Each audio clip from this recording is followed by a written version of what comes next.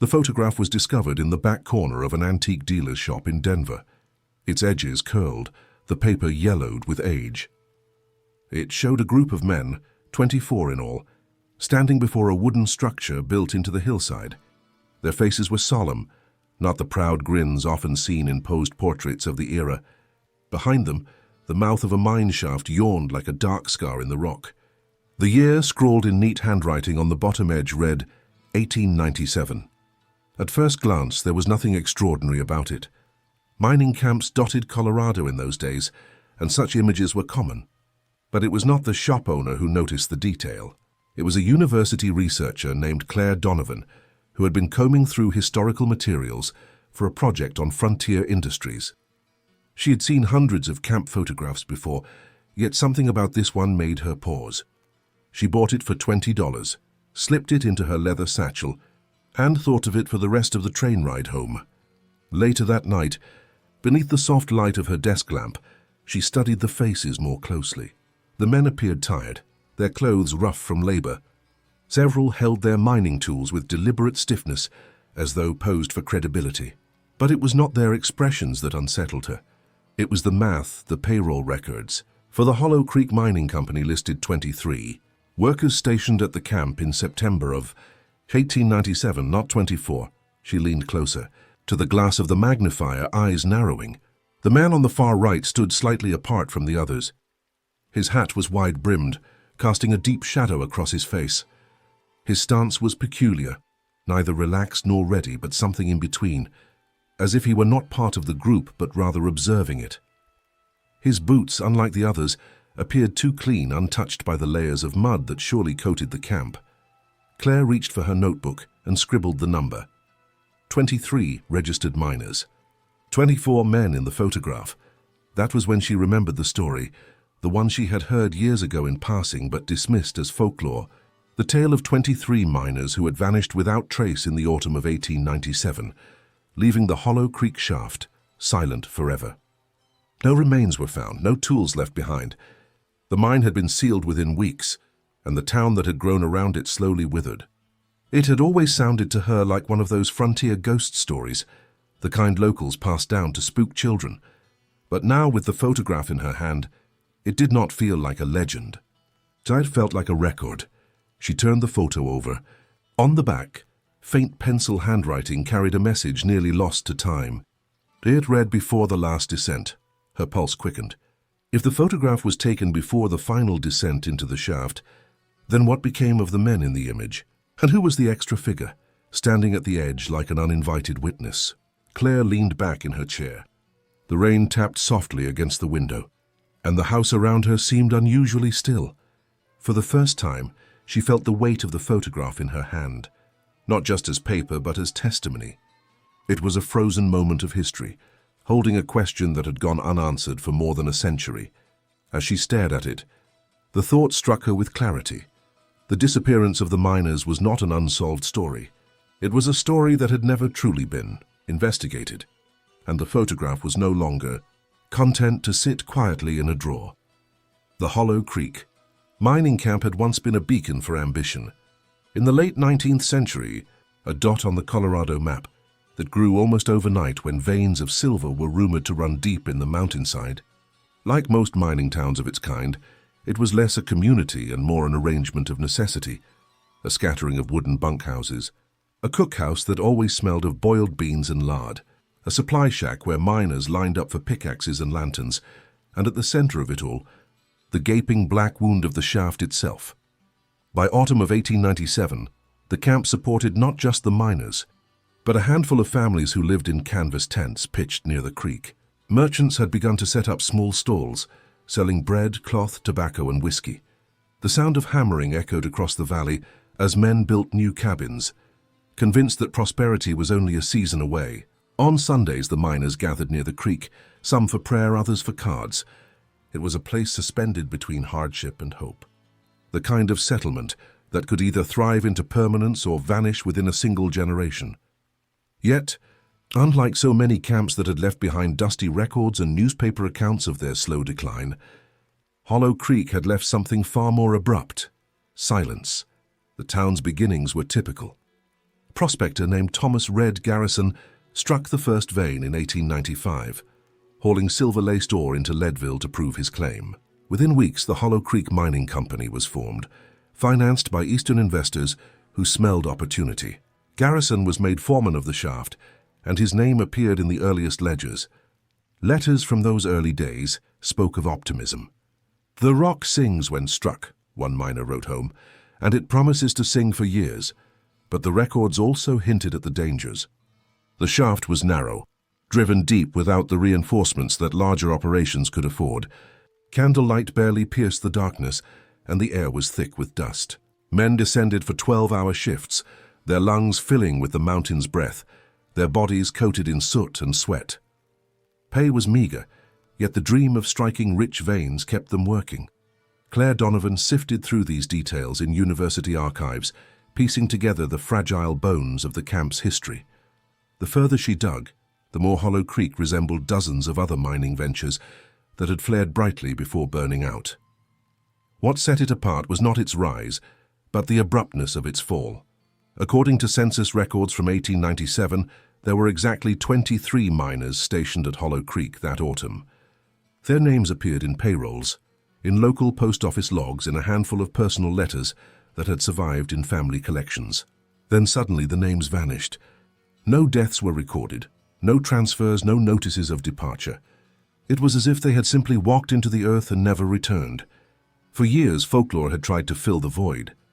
Some said the mine collapsed and swallowed them whole, though no official report of a cave-in existed. Others whispered of feuds with rival camps, drunken fights, or even a collective decision to abandon the shaft and vanish into the west.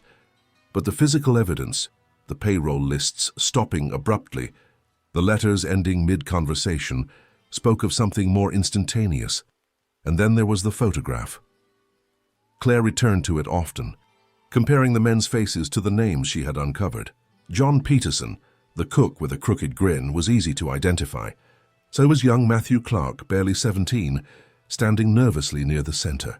She matched a half-dozen more with confidence, cross-referencing with signatures and descriptions, but always she circled back to the tall man on the edge, the one who didn't belong.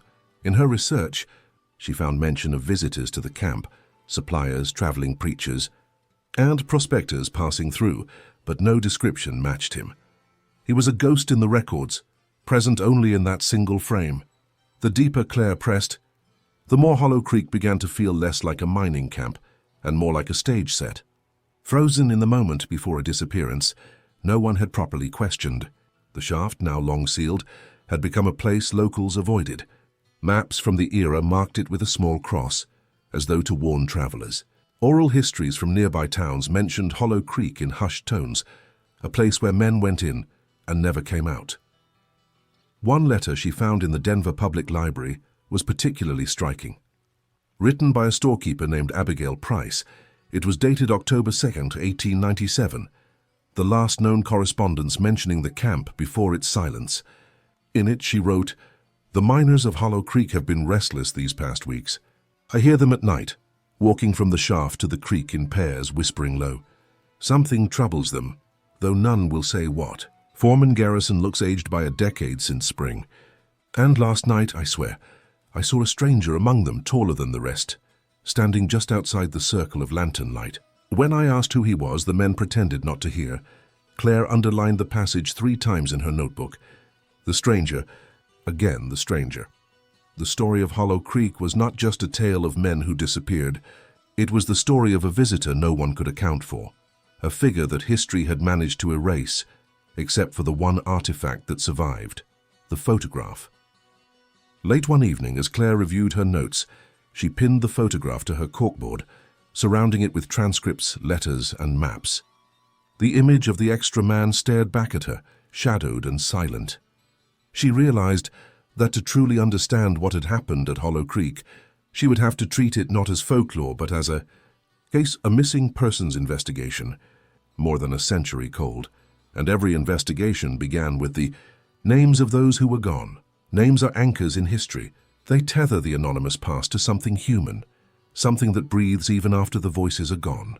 When Claire Donovan began the painstaking task of compiling the roster of Hollow Creek's lost miners, She knew she was not only cataloguing data, but resurrecting fragments of lives that had been abruptly severed in the autumn of 1897.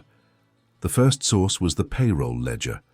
Carefully inked columns listed wages, deductions for supplies and signatures, sometimes crude, sometimes confident, of men confirming their meager pay. 23 names appeared again and again across the summer months. Each man's presence marked by a few dollars and cents, exchanged for days of hard labor in the earth. There was Thomas Red Garrison, the foreman, who had once dreamed of becoming a landowner, but had instead chained himself to the mountainside he hoped to conquer.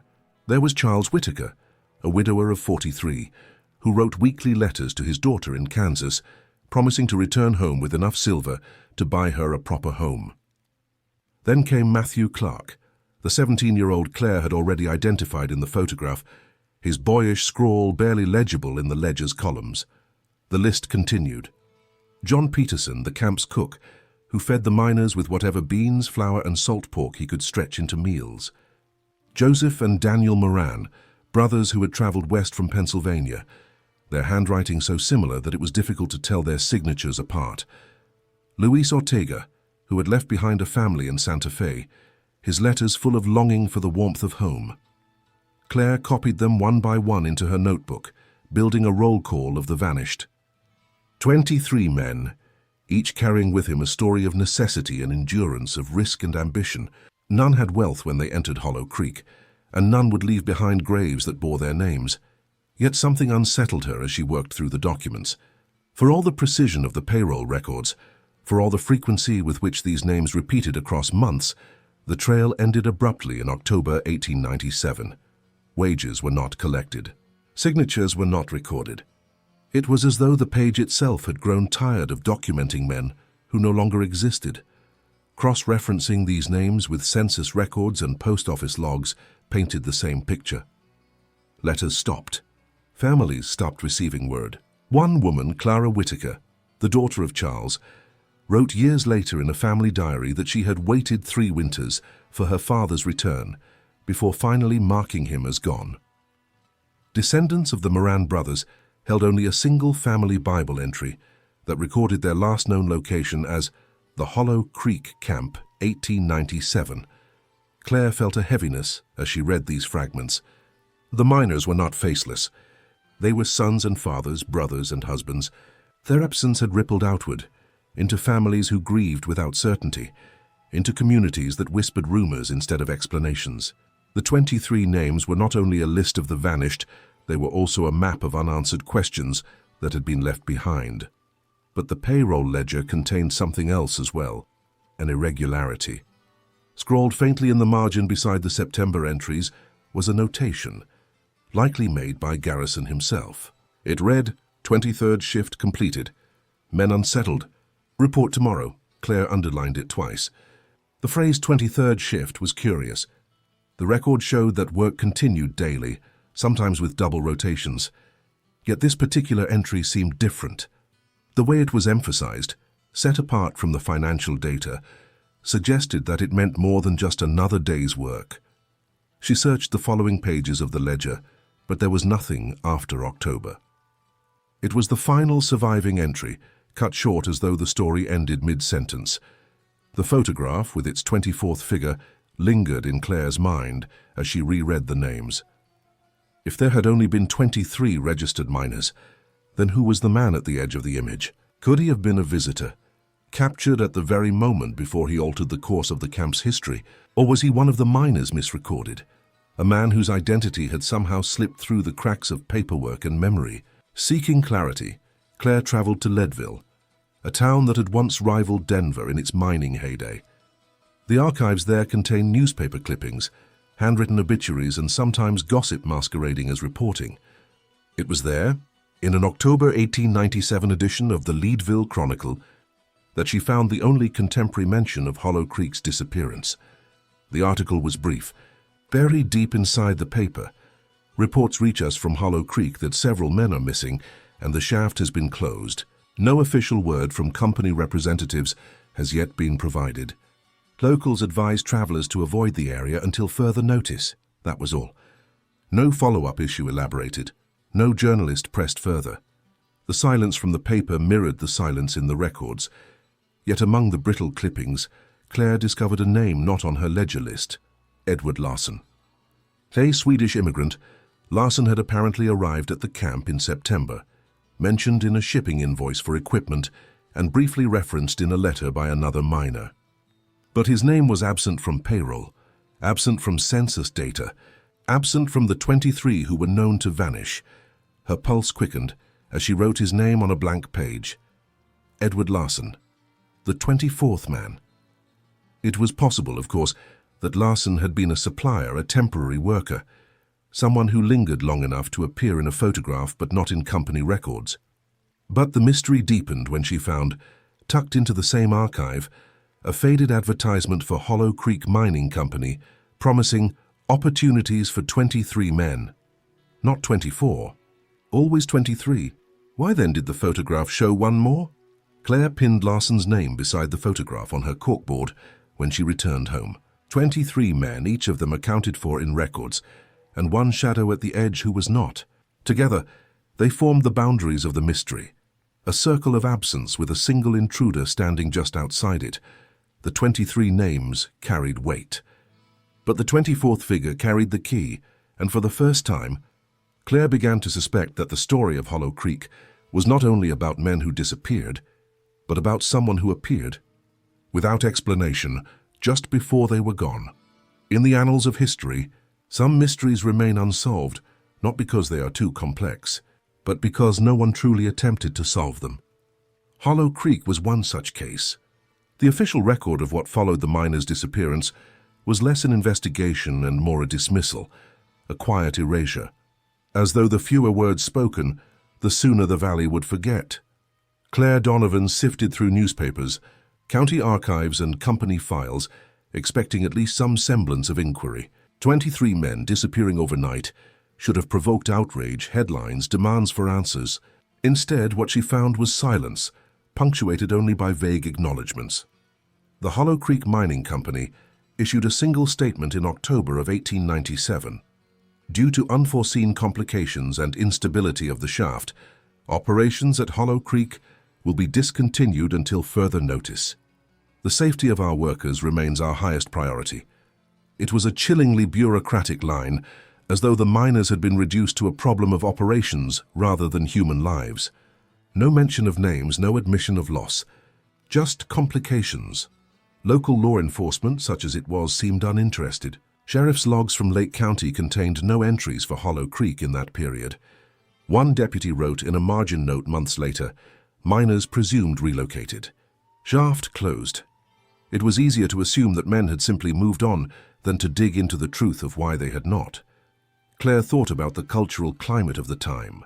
Mining accidents were common, and life on the frontier was precarious. If a group of men perished in a cave-in, there might be a line in a paper, but rarely a full investigation. Lives were cheap in the calculus of expansion. Yet the Hollow Creek case was different. There was no evidence of collapse, no bodies, no funerals. It was not simply death that had occurred, it was erasure. The few contemporary reports that did surface contradicted one another. One article from a Pueblo paper claimed that the mine had been abandoned due to flooding, though no geological records supported that.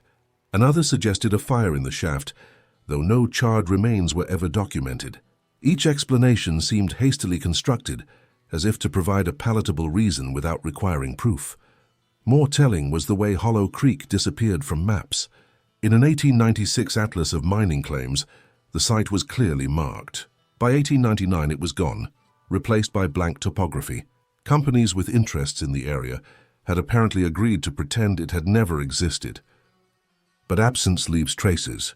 Claire found a stack of correspondence between company officials and state representatives, locked in a box marked Miscellaneous Holdings. The letters were clipped, cautious, but revealing. One executive wrote, "It is best for business that Hollow Creek not be revisited." The matter was contained at the time, and reopening it would serve no good. What did contained mean? Claire lingered on the word. To contain was not to solve, not to explain, but to confine. Something had been sealed away, whether literally in the mine or figuratively in memory. She returned again to Abigail Price's letter. the storekeeper who had described the miner's restlessness and the presence of the tall stranger. No one else had written so plainly about unease. If her account was true, then the miners themselves had sensed something approaching. They had whispered in the night, shifted uneasily between shifts, stared into shadows where someone lingered who did not belong. And then, all at once, they were gone. Claire tried to imagine the moment of disappearance. Did they descend together into the shaft as the photograph suggested, with the stranger in their midst? Was there a final shift from which they simply never emerged? Or did something happen above ground, in the darkness of camp where the line between workers and visitor blurred? The lack of inquiry in 1897 left her with no timeline, no testimonies. All she had were fragments, payroll ledgers ending mid-sentence, a sealed shaft, a photograph with one man too many, and a company eager to bury its own history. The narrator's voice in her mind grew sharper as she assembled the pieces. This was not neglect, it was suppression. Someone had made a decision to let the Hollow Creek disappearance fade into rumor, to ensure no real answers emerged. Whether to protect the company from liability, to shield investors from scandal, or for reasons stranger still, the effect was the same. 23 families left without closure, and a stranger left without identity. Claire spread her notes across the floor of her small apartment, arranging clippings and letters like puzzle pieces. In the center, she placed the photograph.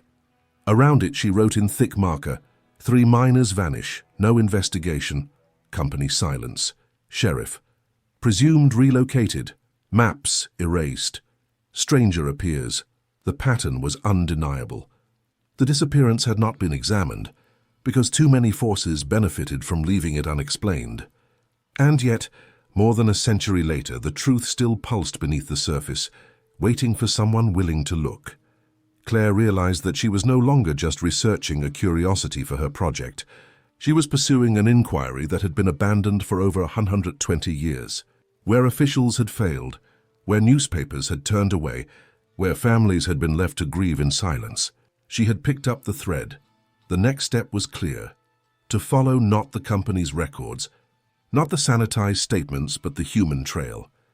The lives of the men themselves. Their families, their words, their silences. Somewhere in the constellation of their stories lay the real reason they had never returned from Hollow Creek, and at the center of that constellation stood the 24th figure, watching, waiting, frozen forever at the mouth of the shaft. Photographs are supposed to preserve truth. They freeze a moment, making it impossible to deny that someone was there, that something existed at a precise instant in time. But photographs can also distort. They capture light, not reality, angles, not intentions. For Claire Donovan, the Hollow Creek photograph had become both, an artifact of fact and an instrument of mystery, and it was the detail at its edge that refused to let her rest. Under magnification, the 24th figure emerged with sharper definition. His hat cast a long shadow across his face, obscuring features that should have been clear in the daylight exposure. The brim seemed almost deliberate, as though meant to conceal. His stance, too, was strange. The other miners posed stiffly but naturally enough, tools in hand, eyes squinting against the sun. The stranger stood with one arm folded, the other at his side, relaxed in a way that suggested he had not been asked to pose. It was as if he had placed himself there, intruding into the frame without invitation. Claire examined his clothing. At first glance, it resembled the miners, a work shirt, suspenders, sturdy boots. But on closer inspection, the cut of the shirt was finer, the boots unscuffed, the hat broader brimmed than the practical headgear most miners wore. He looked like someone who had dressed the part without ever descending into the shaft. An actor among laborers. The most haunting detail, however, was his gaze. While the other men faced the camera, their eyes focused on the lens, the stranger's face angled slightly away. His head turned toward the shaft behind them, as if his attention were fixed not on the photograph being taken, but on the darkness within the mountain. Claire marked these observations carefully in her notes. Shadowed face, unblemished boots, finer shirt, gaze on shaft. Each might be dismissed individually, quirks of exposure, chance of posture, but together they formed a portrait of someone who did not belong. And then there was the handwriting on the back. Before the last descent. Who had written those words? A miner, a family member, an archivist? The phrase gnawed at her. If the photo was indeed taken before the miner's final descent, then the stranger had been present at the critical threshold of their disappearance. Was he merely a witness or something more? To test her impressions, Claire consulted a photography expert at the university. Under high-resolution scanning, the image revealed subtle contrasts invisible to the naked eye. The stranger's boots, she confirmed, lacked the scuffing and dirt marks typical of miners' footwear. His shirt bore a faint sheen, likely of higher quality fabric. And most curious of all, the shadow on his face did not align with the angle of the sun in the rest of the photo. It was deeper, sharper, almost unnatural in contrast. Could be a flaw in the film, the expert suggested. Or maybe the way the hat sat. Still, it does make him look separate from the others, doesn't it? Separate. That was the word Claire had been searching for. She returned again to the historical records, looking for any mention of outsiders present in Hollow Creek at the time. Aside from the vague references to a tall stranger in Abigail Price's letter, nothing surfaced. Company rosters made no mention. Sheriff's notes were silent. No supplier invoices matched his description. Only Edward Larson, the Swedish immigrant Claire had uncovered in Leadville, offered a tantalizing possibility. Yet Larson's name had all but evaporated after a single mention, leaving no trace of his movements or fate. Could the stranger have been Larson? Or was Larson just another ghost in the paperwork, conflated with the man whose image lingered in the photo? The more she studied the figure, the more Claire began to feel that the photograph was less a record and more a warning. The miners had assembled to mark a moment, perhaps the start of a shift or the completion of a task. But the man at the edge seemed to exist outside of that shared moment, like a shadow layered onto their reality. His presence altered the meaning of the entire image. What unsettled her most was a detail she had overlooked at first: the stranger's hands. Unlike the others who clutched tools or rested their fists at their sides, his right hand was partially extended, fingers curled slightly, as though he were reaching toward the shaft. Not gripping, not pointing, just reaching as though beckoning to the darkness. When Claire noticed it, she felt a chill ripple through her chest. The gesture was subtle, almost invisible, yet once seen it could not be unseen. It was the gesture of someone who belonged not with the group, but with what lay behind them. The photograph had become the centerpiece of her investigation. She carried a copy of it folded in her bag, returning to it in quiet moments, tracing the outlines of the stranger's figure with her eyes. She wondered what the miners had thought when they posed beside him. Did they consider him one of their own? Or did they, like Abigail Price, notice something wrong and choose silence over confrontation? Silence seemed to echo through every corner of Hollow Creek's history. The silence of newspapers, of company records, of official investigations. Now, as Claire studied the photo, she began to suspect that the silence had begun before the disappearance itself, that it was already present in the camp, a shadow stretching from the figure in the photograph into the lives of those 23 men. Late one night, unable to sleep, she pinned the photograph above her desk once more and stared at it under lamplight. The stranger's blurred face stared back, angled toward the shaft. For a moment the thought crossed her mind that he was not watching the shaft at all, but something beyond it. Something deeper, unseen, waiting. The next morning, she made a decision. To understand Hollow Creek, she needed to step beyond archives and letters. She needed to hear the echo of the shaft itself, to stand where the miners had once stood, to look into the same darkness the stranger had fixed his eyes upon. The photograph had led her this far. Now it was leading her to the mountains. The ledger was discovered not in a library or museum, but in a dusty box kept in the attic of a family home in Pueblo. Claire had tracked it down through a chain of correspondence, tracing the descendants of Thomas Red Garrison, the foreman of Hollow Creek. Most of his belongings had been sold off or discarded in the years following his disappearance, but one great-grandson, unaware of its significance, had kept a box of papers passed down from his grandmother. Among yellowed receipts and brittle photographs, Claire found it, a thick, leather-bound notebook, its corners frayed, its pages crowded with neat slanted handwriting. At first glance, it appeared to be nothing more than a record book, a tally of wages, a list of supplies, notes on equipment. But as Claire read deeper, she realized it was more than a ledger.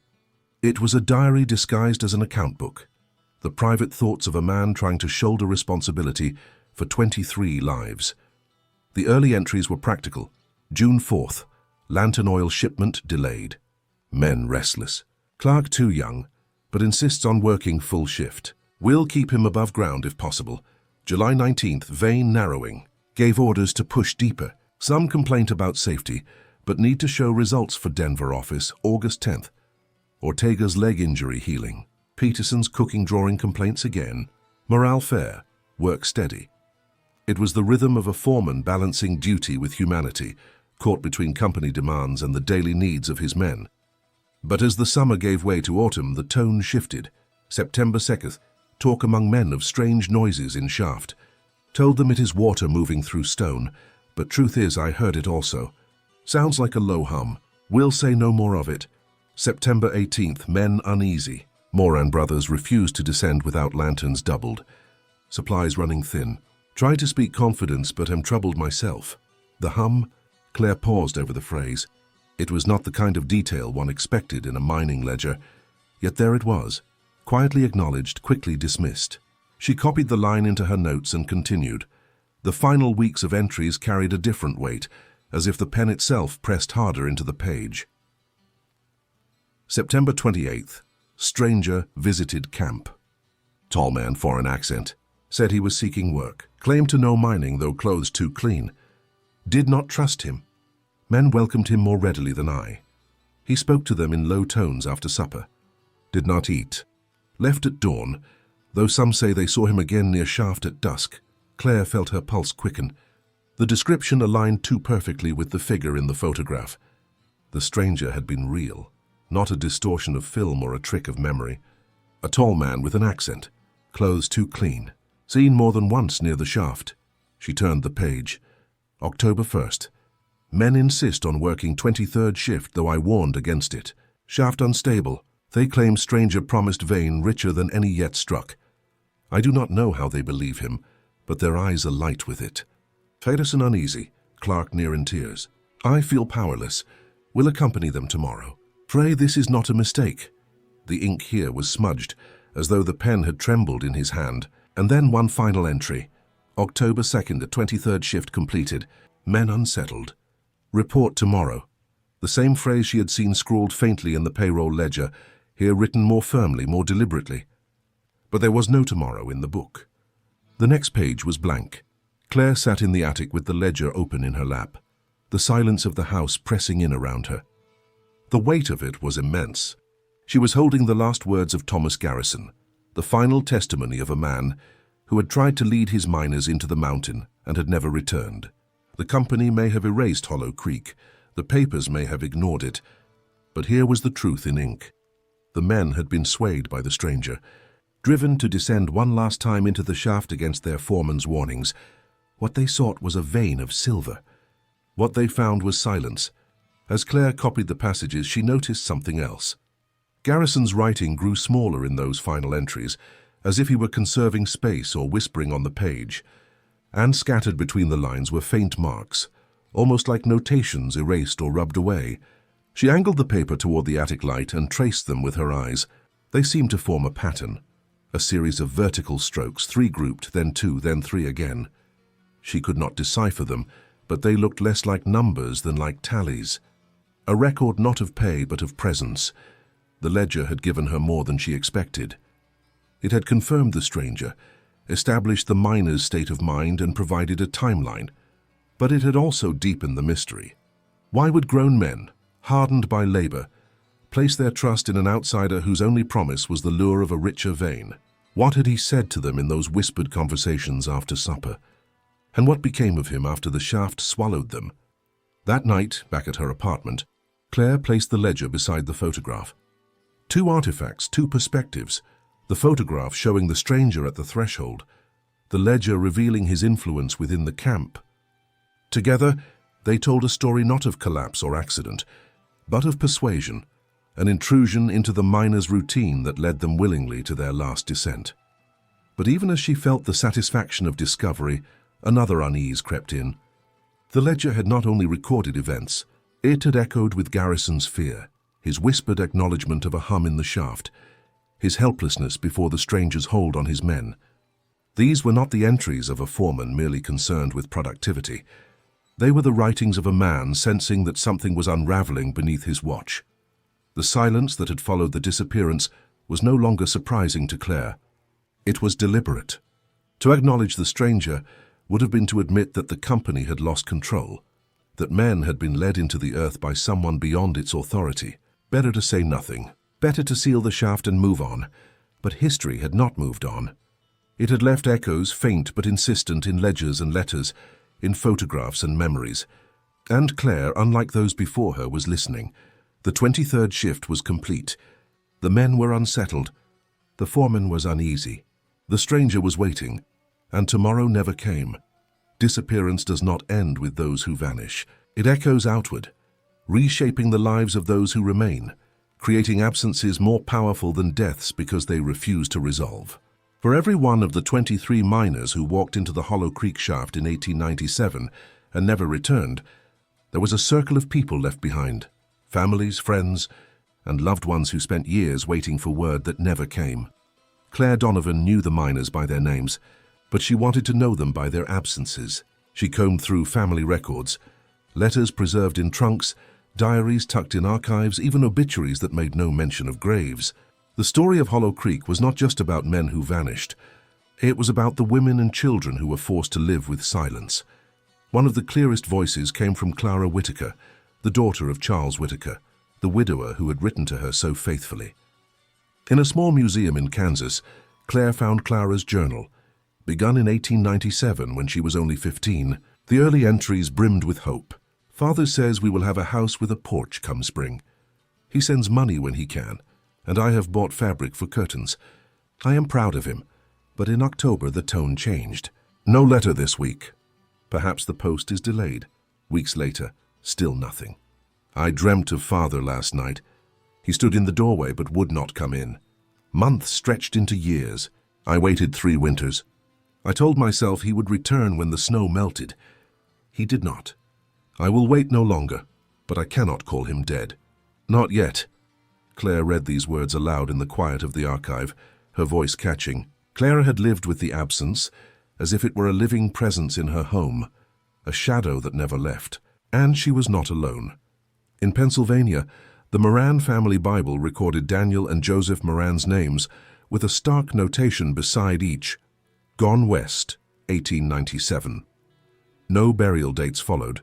Family tradition held that the brothers had struck it rich and disappeared to start new lives, but Claire found no evidence of this. Instead, she found descendants who still repeated the phrase "Gone West," as though it explained everything. It did not.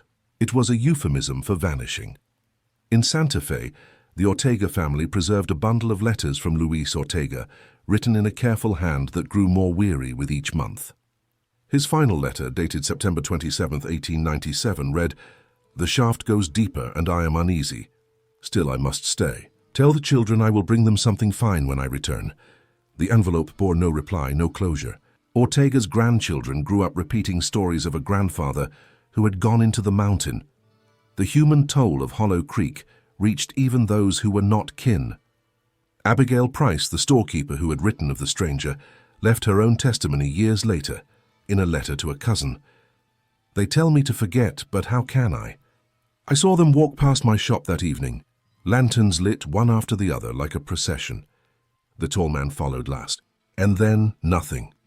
By morning, the camp was quiet. Their bunks empty, tools left behind. I will never forget the sound of that silence." Claire pinned these accounts alongside her other findings.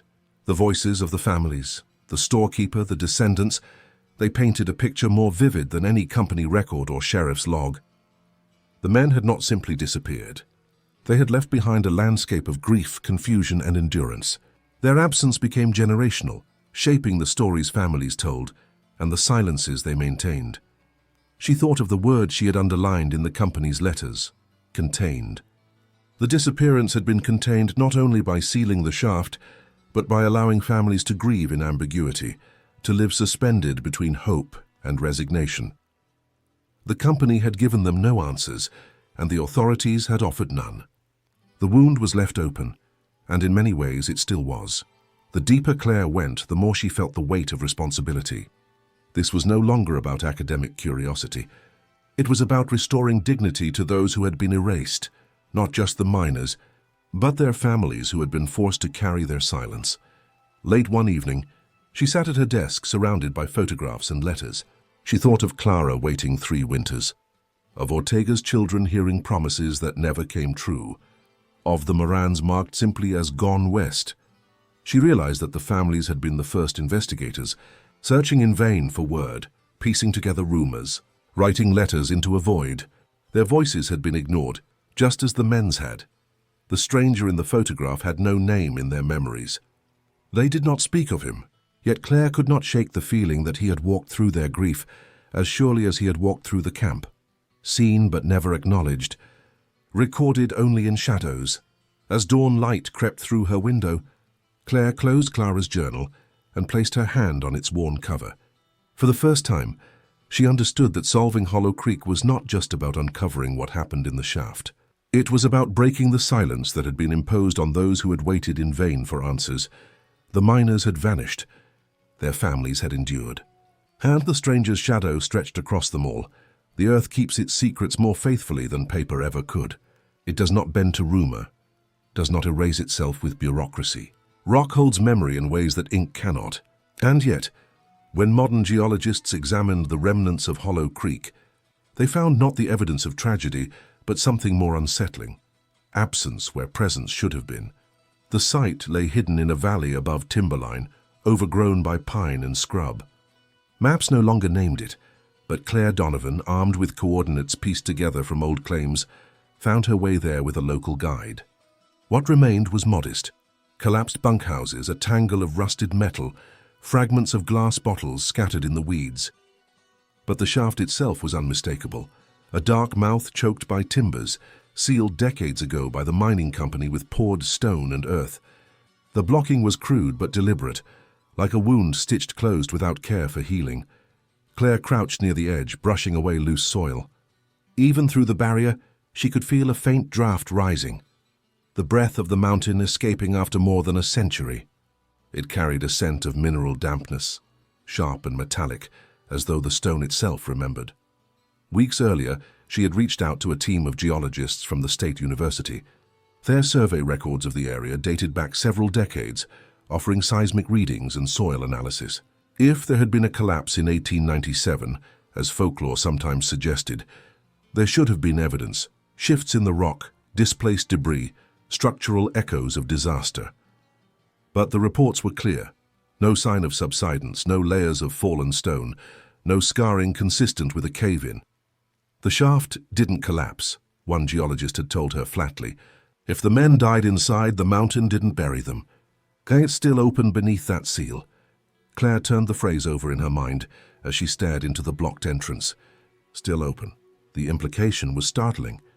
If the men had gone down and never come up, their bodies, or what remained of them, should have been discoverable. Yet no recovery had ever been attempted, no exploration sanctioned after the disappearance. The company had sealed the shaft and erased its name from maps. She thought back to the word contained. Perhaps this was what it meant. Not collapse, not accident, containment. The men had been shut inside deliberately along with whatever had happened to them, but if the shaft remained open beneath the seal, then it was not just a grave. It was a silence, preserved in stone. Claire requested access to more recent geological scans, including low-frequency radar conducted in the 1990s. The data revealed that the shaft extended far deeper than initial maps suggested. What was once assumed to be a narrow dig appeared instead to spiral downward, its walls oddly smooth, its path irregular. The geologist noted that its formation did not entirely match human excavation. It was as if the miners had followed a natural channel that guided them deeper than intended. A chill ran through Claire as she read the report. If the miners had followed that channel, drawn by the stranger's promise of a richer vein, what had they encountered in the depths? The hum Garrison had described in his ledger, the unease Abigail Price had witnessed, did it all converge in that hidden chamber beneath the mountain? She returned to the shaft days later, this time alone. The woods were silent. broken only by the whisper of wind. She placed her hand against the sealed stone and closed her eyes. She imagined the 23 men descending one by one, lanterns swinging, boots striking wood planks, their voices low, uncertain. She imagined the stranger at the rear, watching, perhaps urging them on, and she imagined the moment the last lantern disappeared into the dark, leaving only the sound of silence rising through the shaft.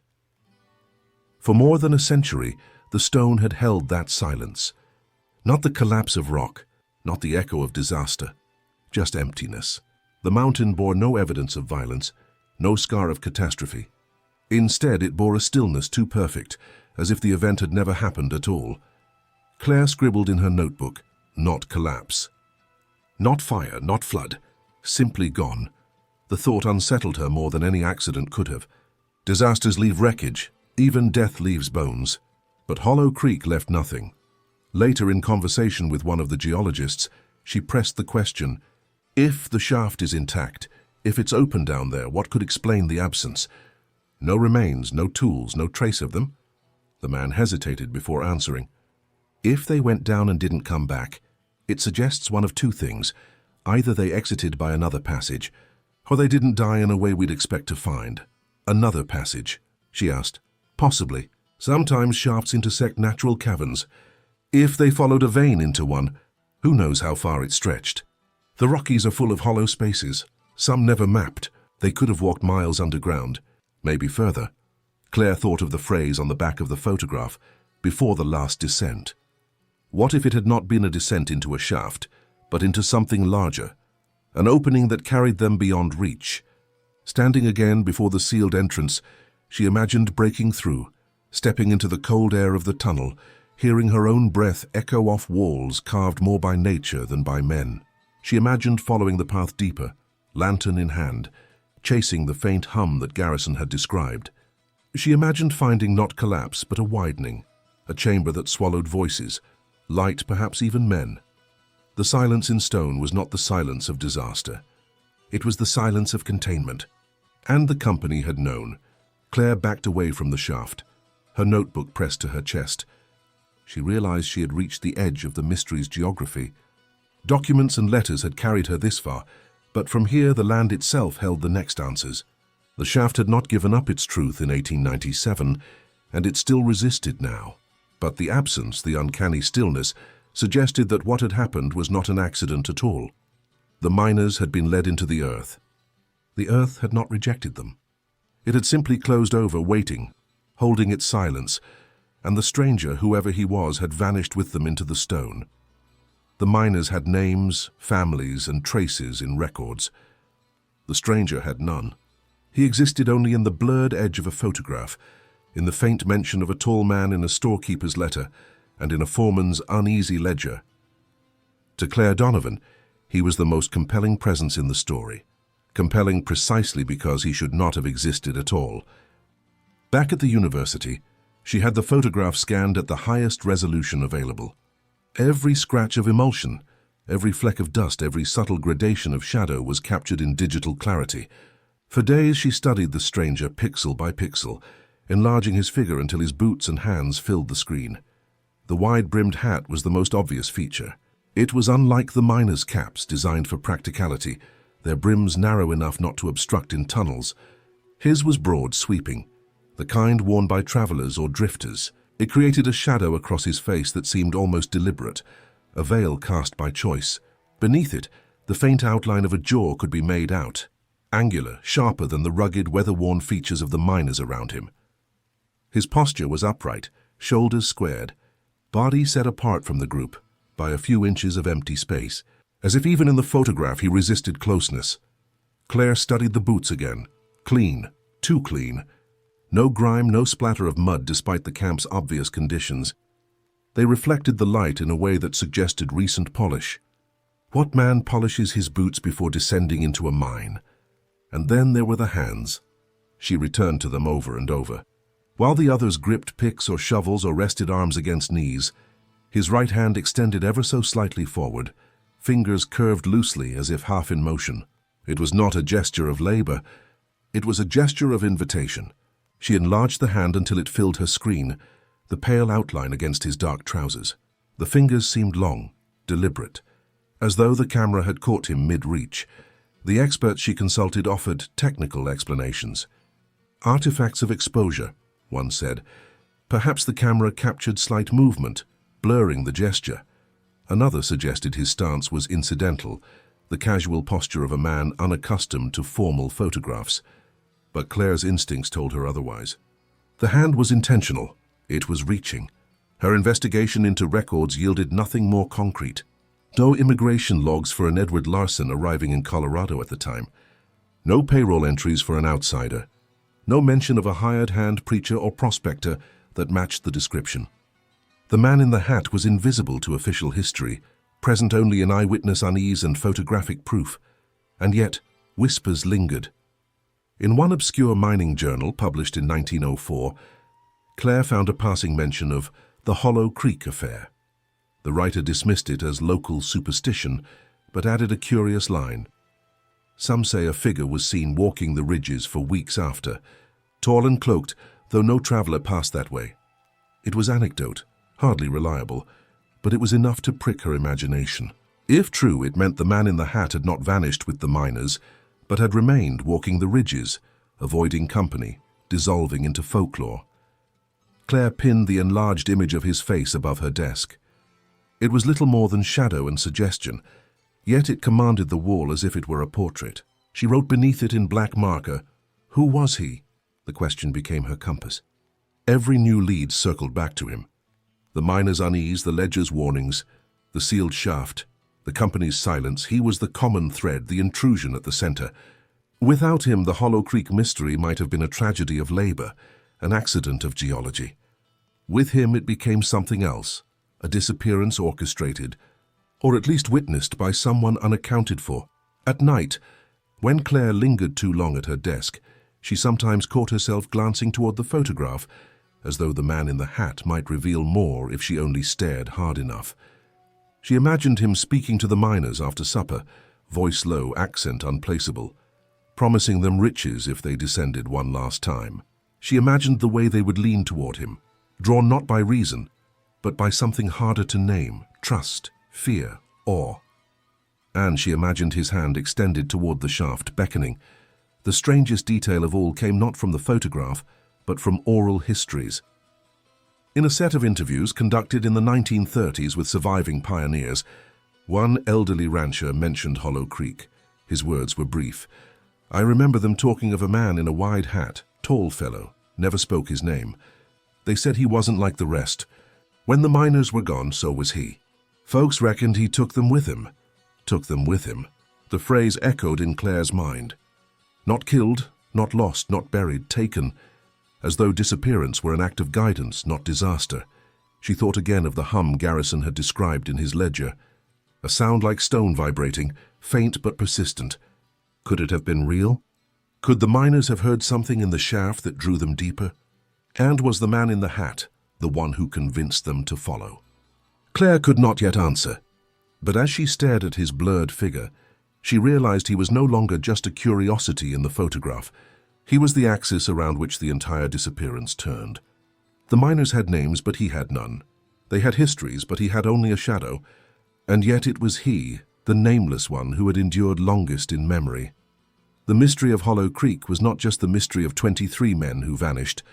It was the mystery of the 24th who appeared only once, captured in a moment before the last descent, and then walked out of history as if he had never existed at all. History rarely yields unique events. When something inexplicable occurs, its strangeness often diminishes once it is placed alongside other, similar stories. And yet, as Claire Donovan widened her search beyond Hollow Creek, she found not comfort, but disquiet. The disappearance of 23 miners in 1897 was not an isolated tragedy. It was part of a pattern, scattered across North America, each case sharing details too precise to be coincidence. She began with mining archives, combing through accident reports, geological surveys, and forgotten newspaper clippings. Within weeks, a mosaic emerged. In 1874, at the Silver Crown camp in Wyoming, 7 miners had walked off after their shift, never to return. Their tools were left in place, their bunks neatly made. The company claimed they had deserted, but their wages and belongings remained behind. In 1886, near the Canadian border in British Columbia, 12 men disappeared from the Dominion shaft. Local papers reported a sudden cessation of labor, though one witness described seeing a stranger of notable height in the area days earlier. The mine was abandoned within months, the shaft sealed without explanation. Even earlier, in 1852, records from California's gold rush mentioned an unaccountable vanishing of 4 prospectors in the Sierra foothills. A contemporary letter described them leaving camp with lanterns, following a tall man in a hat who spoke little, and never being seen again. The letter was dismissed as superstition at the time, folded into folklore of the dangerous frontier.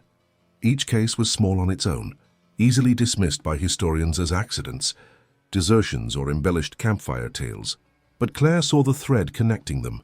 Disappearances with no evidence of collapse, men leaving willingly, a stranger appearing at the edges of the story. She began to map them. On her corkboard, she pinned Hollow Creek at the center, then stretched red string outward to Silver Crown, Dominion Shaft, and the Sierra foothills. The lines form no obvious geography, but the dates created a timeline, a slow drift across decades, always westward, always into the frontier, as if the stranger himself were moving with time, pulling men into the earth and leaving silence behind. Patterns require evidence. Claire knew anecdotes were not proof, but she also knew that repetition left a kind of fingerprint. The man in the hat, the hum in the shaft, the absence of remains, these were not isolated features. They were motifs, recurring with unnerving precision. One interview stood out above the rest. Buried in the archives of a Montana Historical Society was a transcript from 1911, an oral history taken from a former miner named Henry Collins. He had worked briefly at a camp near Helena, where, according to him, 2 men had vanished without a trace. When pressed for detail, Collins had said, "They went down with a stranger. Tall, quiet fellow. None of us knew his name. He came, they followed, and that was the end of it." The archivist who transcribed the interview had added a skeptical note in the margin. "Subject given to drink. Story unreliable." But Claire copied it word for word into her notebook. It was too consistent with what she had already found to dismiss. If the man in the hat was a myth, it was a myth that traveled widely, embedding itself in mining lore across states and generations. But if he was real, if he was flesh and blood, then his presence suggested something far more troubling. Claire considered possibilities. Could he have been a drifter, a prospector who wandered from camp to camp, ingratiating himself with miners before leading them to ruin? Could his accent, noted in Garrison's ledger, place him as an immigrant moving through the frontier unseen by official records? But how could one man be present in events spanning half a century? Even if he began young, he would not have lived long enough to appear in stories across decades. Unless he had been more than one man. A role perhaps played by different figures, a recurring archetype, the stranger in the hat, embodying miners' fears of the unknown. But Claire resisted that explanation. The photograph from Hollow Creek was too concrete, too specific. It was not folklore. It was a face, however shadowed. She thought of Clara Whitaker's journal, of Ortega's final letter, of Garrison's trembling entries. These were not fables. They were immediate voices, written without knowledge of later parallels. Their authenticity gave weight to the pattern. The question that gnawed at her was why. Why would groups of miners, hardened men accustomed to labor and risk, abandon reason to follow a stranger into darkness? The lure of wealth explained part of it, but there was something deeper, a persuasion beyond ordinary speech. Garrison had written of the men's eyes, a light with a hunger he could not match. It was as though the stranger's presence alone kindled belief strong enough to override caution. Claire pinned the pattern to her wall. 23 names at Hollow Creek, 7 at Silver Crown, 12 at Dominion Shaft, 4 in the Sierra, 2 in Montana. The numbers were uneven, scattered, but together they formed a tally, nearly 50 men across 50 years. Vanished, not buried. Followed, not forced. Always leaving silence in their wake. She stared at the photograph again, at the blurred figure whose face remained obscured. What if he was not moving through camps as an individual, but as something larger? An idea, a role, a presence that appeared when conditions ripened. The hum in the shaft, the promise of a richer vein, the compulsion to descend. These might not have been accidents of geology, but part of the same pattern, repeated over and over. In the quiet of her apartment, Claire whispered the question aloud. How many more? Her voice seemed swallowed by the silence, as if the stone of the mountain itself carried the answer. It was in an attic in Topeka, Kansas, that the letter emerged. A descendant of the Clark family, relatives of young Matthew Clark, the 17-year-old Claire had identified in the photograph, had kept a cedar chest sealed for decades. When Claire reached out, explaining her research into Hollow Creek, they hesitated at first, wary of reopening a wound preserved in silence for more than a century. But eventually curiosity overcame reluctance. The chest was opened, and at its bottom lay a small bundle of papers tied with twine browned with age. Among them was a single letter never sent, its ink faded but legible. The handwriting was shaky, rushed. It began without greeting, as though written in the urgency of a moment rather than in the slow formality of correspondence. October 1st, 1897. Write this quick, though I do not know if it will be found. The men are restless. They speak in whispers when they think I do not hear. They look to him, the tall man, more than they look to Garrison. He tells them there is a passage below, where the silver runs like a river. They believe him, though none of us have seen it. His words hold them like a rope around the neck. Even Peterson listens, though I know he fears it. I cannot explain it, but when he speaks it feels as if we are already beneath the earth, already walking where he points. Claire read the lines aloud, her voice trembling. It was Matthew Clark's voice, preserved in hurried ink, the testimony of a boy on the edge of disappearance. The letter continued. Tonight they mean to descend again. Garrison says no, but his voice is weak against theirs. They are changed, all of them. Their eyes look past me when I speak. They say I am afraid that I am too young. Perhaps I am. I feel something waiting in the shaft. I heard it last night when all was quiet. A low sound like stone breathing. He says it is the mountain calling us. I think it is warning us away. I do not want to go, but if they go, I cannot be left behind. The words struck Claire with force. Here was the hum again, described not only by Garrison but by Clark himself, confirming its presence. And here was the influence of the stranger, holding the miners in thrall, bending their will toward the shaft. The final lines were the hardest to read. If this is found, tell my mother I thought of her. Tell her I wanted to come home. I do not know what waits for us, but I know we should not go. Still we go, still we follow him. The letter ended abruptly, unsigned. Perhaps Clark had intended to finish it, to slip it into an envelope, to send it back east. But he had not. Instead, it had been folded, tied with twine, and carried in the chest of belongings returned to his family when Hollow Creek was abandoned. His words had slept for over a century until they landed in Claire's hands. She sat with the letter for hours, the weight of it settling deeper with each reading. Clark had seen what was happening. He had resisted in his heart, if not in his actions. He had sensed that the descent was wrong, that the mountain's hum was not invitation but warning. And yet, like the others, he had followed. The letter confirmed what the ledger and photograph had already suggested. The disappearance of Hollow Creek had not been sudden chaos, but a deliberate choice. A collective act of descent led by the stranger in the hat. It was not a collapse, not a fire, not a flood. It was men walking willingly into silence, compelled by something they could not resist. Claire copied the text into her notes, underlining the phrases that stood out. His words hold them like a rope. Stone breathing. I do not want to go, but I cannot be left behind. Each was a clue, but also a confession. Clark's final words were not the record of a passive victim. They were the record of someone caught in the gravity of persuasion, pulled against his will into the current of the others. For the first time, Claire felt the miners not just as names on a list, but as men caught in the tug of something larger than themselves.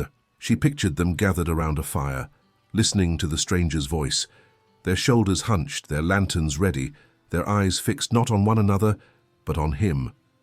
She imagined the boy, pen in hand, trying to write his fear into words that might outlast him.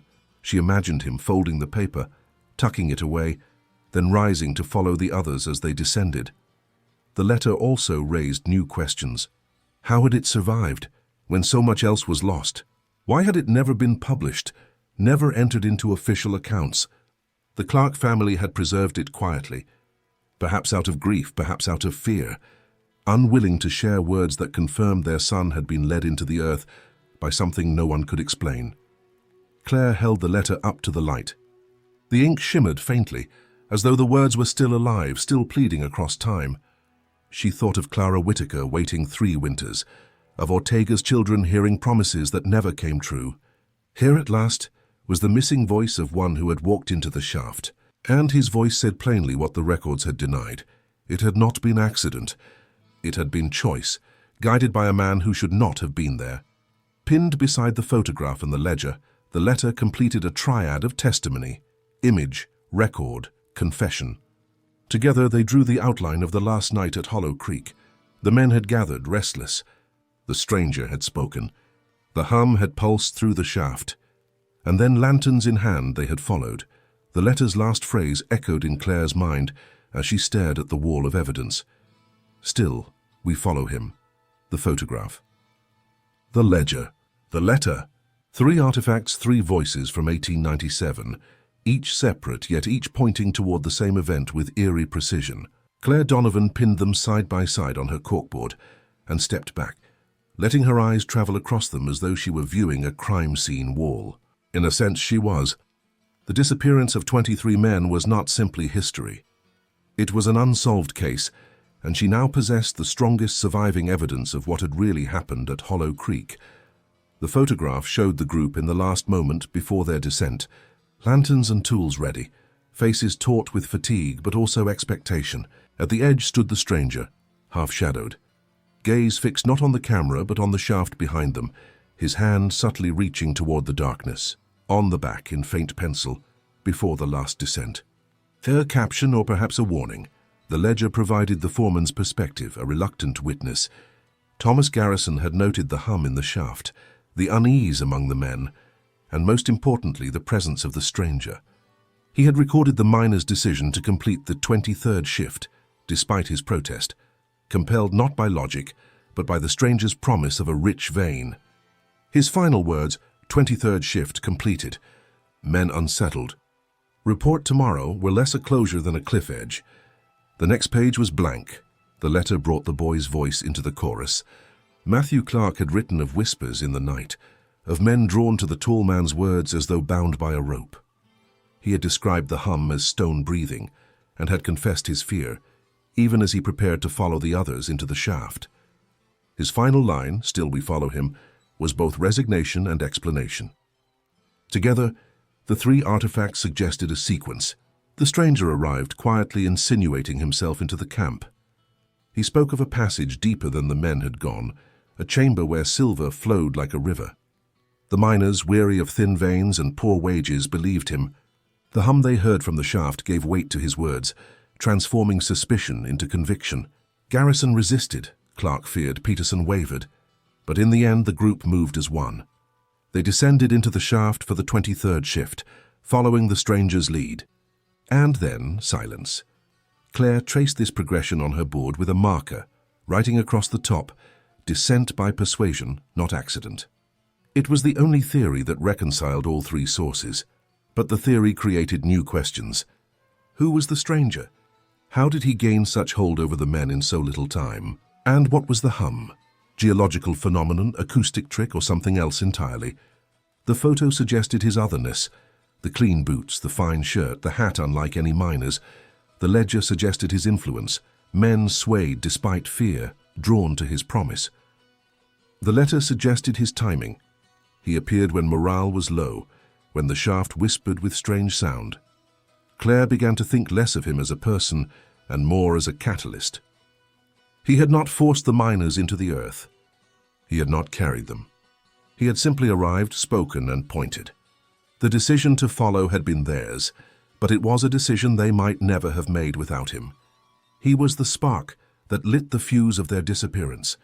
As she studied the documents, Claire realized something else. The artifacts did not just preserve history. They contained perspective. Each was written by someone who had not returned. The photo captured men alive who would soon vanish. The ledger recorded a foreman's words in the hours before he himself disappeared.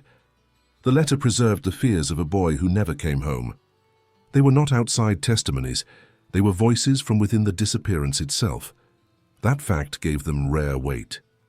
Most mysteries are reconstructed from survivors, from those who remained to tell the tale. But Hollow Creek had left no survivors. Its story could only be pieced together from fragments left behind in the moment, before silence fell. Claire pressed her hand against the corkboard, steadying herself. She felt as though she were standing at the edge of the shaft, peering into the same darkness that had swallowed them, hearing echoes of their voices as they made their choice. She imagined the scene on the night of October 1st, 1897. The camp quiet, lanterns lit, men gathered with tools. Garrison standing apart, troubled, his protest ignored. Clark clutching his letter, torn between fear and loyalty. Peterson shifting uneasily, cooking fire dying behind him. And the stranger, tall, calm hat brim shadowing his face, gesturing toward the shaft, promising a river of silver. And then, one by one, the men stepped into the darkness, their lanterns descending like a string of stars into the mountain. Their voices faded. The last light disappeared. The camp fell silent. The photograph had become prophecy. The ledger had become epitaph. The letter had become confession, and the shaft had become silence. Claire sat back in her chair, the weight of the artifacts pressing on her like stone. She realized that she might never know what truly awaited the miners in the depths, whether it was geological strangeness, a natural cavern, or something beyond explanation. But she now understood the pattern. They had not been taken by accident. They had been led, persuaded, compelled. The stranger was not just part of the story. He was the story. And if similar disappearances had echoed across decades, as her research suggested, then Hollow Creek was not the end. It was simply the clearest, most documented case of a mystery that had traveled west with the frontier, leaving silence wherever it passed. Claire wrote a final note across her board. The photograph does not show 23 men before their disappearance. It shows 24 men, and the reason for it. The road to Hollow Creek wound through pine forest and rocky switchbacks, climbing steadily until it narrowed to little more than a trail. By the time Claire Donovan reached the valley, her guide had turned back, unwilling to linger in a place locals still referred to in half-whispers. She continued alone, her boots crunching on gravel, the air thin and sharp with altitude. The camp was long gone. Nature had reclaimed what the mining company had abandoned. The bunkhouses had collapsed into piles of grey timber. Rusted nails and bent cookware lay scattered like fossils of daily life. The creek still ran cold and clear, winding past weeds that had grown over the outlines of tent foundations. Only the shaft remained, sealed by stone and timber more than a century old, its entrance dark against the hillside like a mouth that had not spoken since 1897. Claire stopped a few yards away, notebook in hand. For months she had studied the photograph, the ledger, the letter. Now she stood where they had all converged, in the exact place where the miners had gathered before their last descent. She imagined them standing here, Garrison weary but firm, Clark anxious, clutching his unfinished letter, Peterson frowning as if sensing something amiss, and, apart from them all, the man in the hat, a shadow in daylight, gesturing toward the shaft. She crouched by the sealed entrance. The barrier was weathered but intact, stones packed tight, timber beams holding firm. She laid her palm against the cool surface. A faint draught whispered through the cracks, carrying the smell of stone damp and something metallic beneath. It was not enough to hear the hum Garrison and Clark had described, but it was enough to remind her that the shaft was not dead. It was alive, hollow, waiting, she whispered aloud, her voice soft in the silence. Still we follow him. The words of Clark's letter echoed back in her mind. She wondered if he had stood here too, just before stepping into the darkness, feeling the same chill draft, sensing the same warning. He had known it was wrong, yet he had followed. They all had. The mountain had not buried them. Geological records confirmed it. No collapse, no cave-in, no scarring of stone. The shaft remained open, descending into channels and caverns unmapped by human hands. Whatever had happened to the 23 miners had not been destruction. It had been disappearance, an erasure as deliberate as the sealing of the shaft itself. Claire rose and scanned the valley. It was quiet, unnaturally so. No birdsong carried through the trees. The air seemed to hold its breath. She thought of the phrase used in company correspondence, contained. Looking at the sealed entrance, she finally understood. Containment was not about safety. It was about silence. Whatever the miners had found, whatever had persuaded them to follow, the company had buried it behind stone, ensuring no one else would enter, ensuring no questions would be asked. She took a step back, her eyes fixed on the dark gap where the timbers pressed against one another. For an instant in the shifting light, she thought she saw movement, a trick of shadow perhaps, or her imagination pressing the photograph's figure into the present. A tall outline, hat brim cutting across the sun. She blinked and it was gone. But the sensation lingered that she was not alone, that the man in the hat had not been confined to a single photograph in 1897, but remained, in some way, at the threshold of the shaft, forever waiting. Claire wrote her final note in her field journal. The Hollow Creek disappearance was not collapse, not desertion, not folklore. It was a choice compelled by persuasion, sealed in silence. The photograph proves presence. The ledger proves influence. The letter proves fear. The shaft proves nothing, except that it still waits. She closed the notebook and placed it back in her satchel. Around her the valley was quiet, the sun sinking low over the ridges. She turned and began the walk back down the trail, her steps crunching against gravel. Yet with every step, she felt the presence of the place pressing against her, as though the mountain itself remembered, as though the silence was not emptiness, but memory. She did not look back. Some stories do not end with answers. They end with questions, preserved like fossils in stone. And in the valley of Hollow Creek, where 23 men had vanished into the earth more than a century ago, the silence remained, unbroken, contained, enduring.